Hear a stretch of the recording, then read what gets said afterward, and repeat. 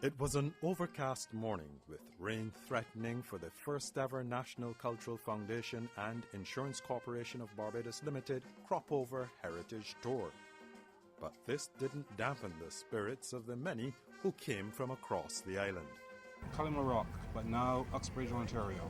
St. Michael. St. Philip.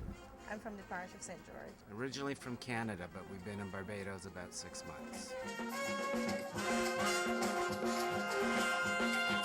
From as early as 7:30 a.m., they turned up at Caven's Lane near the Pierhead. This morning I will be listening very carefully to what Dr. Watson has to say with regards to creating a step-by-step tour of the area for the ins and outs of Barbados and Barbados in a nutshell. We all know that Bridgetown is full of historical sites. I always think of the Parliament as the main one, and then as we go through the churches, the Pierhead, which is where we're starting, is indeed the most historical site that I am aware of.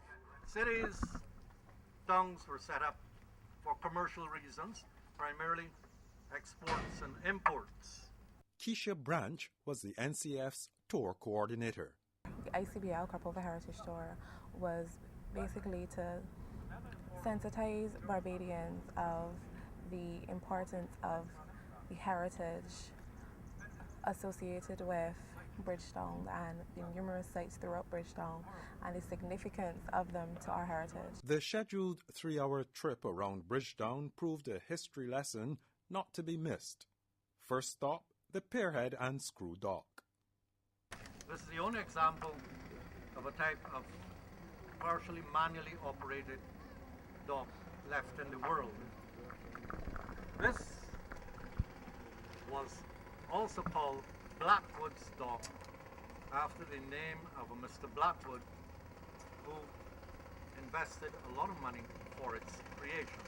From the Screw Dock, it was over to the Independence Arch, along the Chamberlain Bridge and the Wickham-Lewis Boardwalk, over to the Jubilee Gardens, St. Mary's Church, James Street Methodist Church, and the Jewish Synagogue. The Montefiore Fountain, the old Masonic Lodge building, St. Michael's Cathedral, and Nelson's statue in the shadow of the historic Parliament buildings concluded the tour. All the while, walkers listened attentively to tour guide, historian Dr. Carl Watson. On this street, a woman called Rachel Pringle Paul Green had a number of properties. She was one of Bridgetown's wealthiest free-coloured individuals.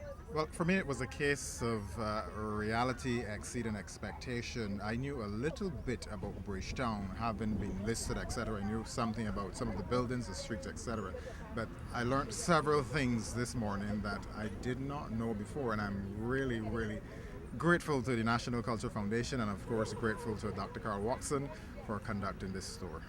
I lived here for 20 years before I migrated to Canada, and I've seen these places, walked these alleys, and never knew the heritage, never knew the history of the place, and so it was great. I think that it was fun, and I learned that 23,000 people died from cholera in Barbados. Well, I saw the tour advertised in the newspaper. I said, this is something I'd like to go on, because I used to live in Barbados for about 6 years, and I always enjoy taking these National Trust and tours and hikes around the island. It's a fascinating island. There's so much history to it. I just love to hear more.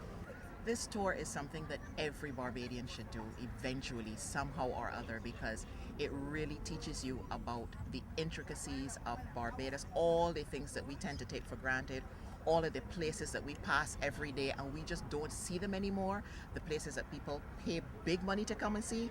We should really come and put on your sneakers and come and walk through Bridgetown and find out what our heritage is really and truly all about.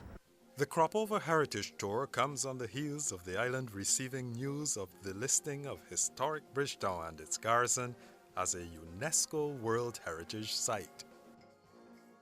There is no doubt, for those who attended, the first ICBL NCF Cropover Heritage Tour lived up to the 2011 festival's theme, Cropover, the sweetest summer festival.